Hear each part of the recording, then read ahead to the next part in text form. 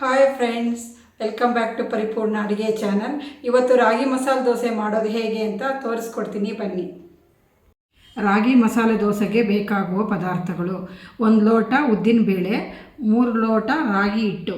ನಾವು ಯಾವುದರಲ್ಲಿ ಉದ್ದಿನಬೇಳೆ ತಗೋತೀವೋ ಅದೇ ಪ್ರಮಾಣದಲ್ಲಿ 3ರಷ್ಟು ರಾಗಿ ಹಿಟ್ಟು ತಗೋಬೇಕು. ರುಚಿಗೆ ತಕ್ಕಷ್ಟು ಉಪ್ಪು. ಉದ್ದಿನಬೇಳೆನ 3ರಿಂದ 4 ಸತಿ ನೀರಲ್ಲಿ ಚೆನ್ನಾಗಿ ತೊಳಿಬೇಕು. ಮತ್ತು 3ರಿಂದ 4 ಗಂಟೆ ಕಾಲ ನೆನೆಸಬೇಕು. ಮತ್ತು ನೋಡು, ನೆಂದ ಮೇಲೆ ಈ ಥರ ಇರುತ್ತೆ, ಹಿಂಗೆ ದಪ್ಪ ಆಗಿರುತ್ತೆ. ಮತ್ತು ಇದನ್ನು ರುಬ್ಕೋಬೇಕು. ಬೇಳೆನ ನೀರಿಲ್ದಿರ ಹಾಕ್ಕೋಬೇಕು. ಸ್ವಲ್ಪನೇ ಹಾಕ್ಕೋಬೇಕು. ನೋಡಿ, ಇವಾಗೆಲ್ಲ ನೀರೆಲ್ಲ ಬಗ್ಗಿಸ್ಬಿಡ್ಬೇಕು.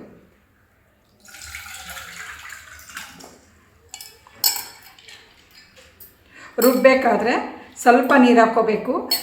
ಬೇಕು ಅಂದಾಗ ಸ್ವಲ್ಪ ಹಾಕ್ಕೊಂಡು ರುಬ್ಕೋಬೇಕು. ತುಂಬ ನೀರಾಗಿ ರುಬ್ಬಾರ್ದು. ನೋಡಿ, ಈ ಥರ. ನೀವು ಮಿಕ್ಸಿಯಲ್ಲಿ ಬೇಕಾದರೂ ರುಬ್ಕೋಬೋದು, ಬೇಕಾದರೆ ಒಳ್ಕಲ್ಲಲ್ಲಿ ಬೇಕಾದರೂ ರುಬ್ಬೋದು. ಒಳ್ಕಲ್ಲಲ್ಲಿ ರುಬ್ಬಿದ್ರೆ ಸ್ವಲ್ಪ ರುಚಿ ಚೆನ್ನಾಗಿರುತ್ತೆ. ನನ್ನ ಚಾನಲ್ ನೋಡ್ತಾ ಇರೋರು ಸಬ್ಸ್ಕ್ರೈಬ್ ಮಾಡಿ, ಲೈಕ್ ಮಾಡಿ, ಶೇರ್ ಮಾಡಿ, ಕಮೆಂಟ್ ಮಾಡಿ.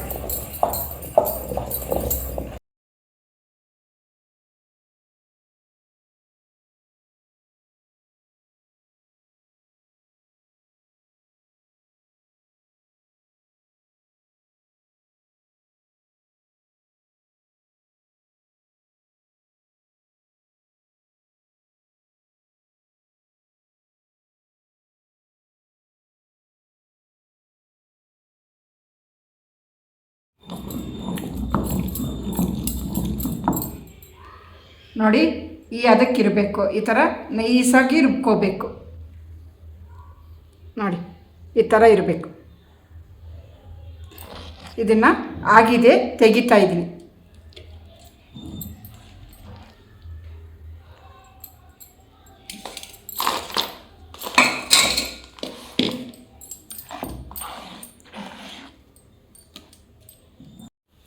ರುಬ್ಬಿರೋ ಹಿಟ್ಟಿಗೆ ರಾಗಿ ಹಿಟ್ಟನ್ನ ಮಿಕ್ಸ್ ಮಾಡ್ಕೋಬೇಕು. 1 2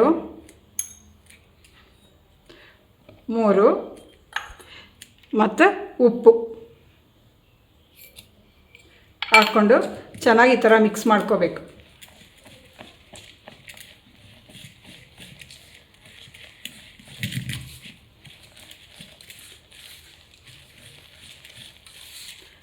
ಇವಾಗ ಸ್ವಲ್ಪ ನೀರು ಹಾಕ್ಕೊಂಡು ಕಲಿಸ್ಕೋಬೇಕು.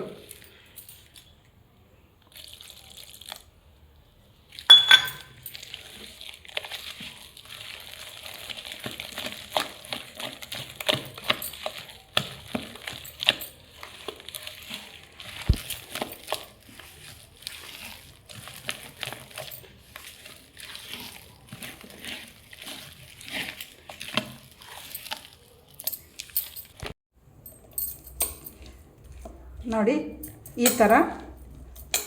ಥರ ಇರಬೇಕು ಹಿಟ್ಟು.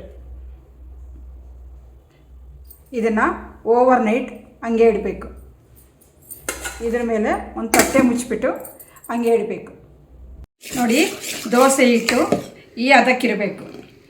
ಆವಾಗ ನೀವು ತೆಳ್ಳಗೆ ಬೇಕಾದರೂ ಉಯ್ದರೂ ಬರುತ್ತೆ, ದಪ್ಪ ಬೇಕಾದರೂ ಉಯ್ದರೂ ಚೆನ್ನಾಗಿ ಬರುತ್ತೆ. ನೋಡಿ, ಇವಾಗ ಹೆಂಚು ಬಿಸಿ ಆಗಿದೆ, ದೋಸೆ ಉಯ್ತಾ ಇದ್ದೀನಿ.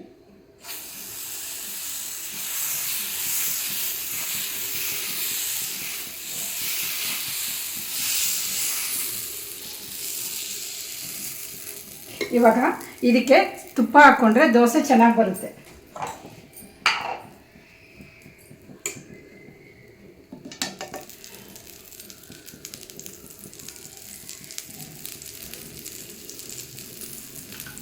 ಇವಾಗ ಇದ್ರ ಮೇಲೆ ಮುಚ್ಚಬೇಕು.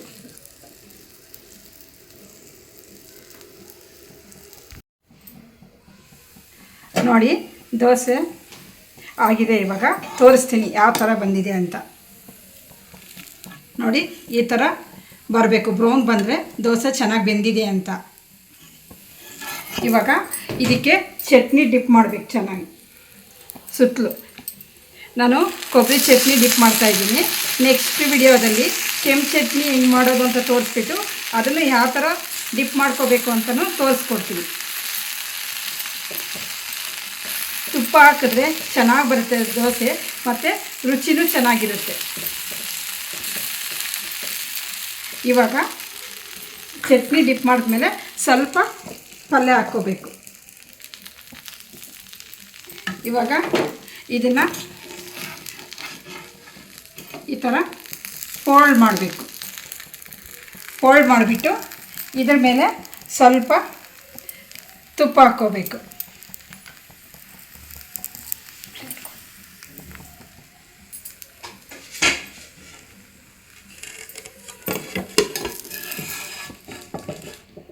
ನೋಡಿ ತೆಗಿತಾ ಇದ್ದೀನಿ.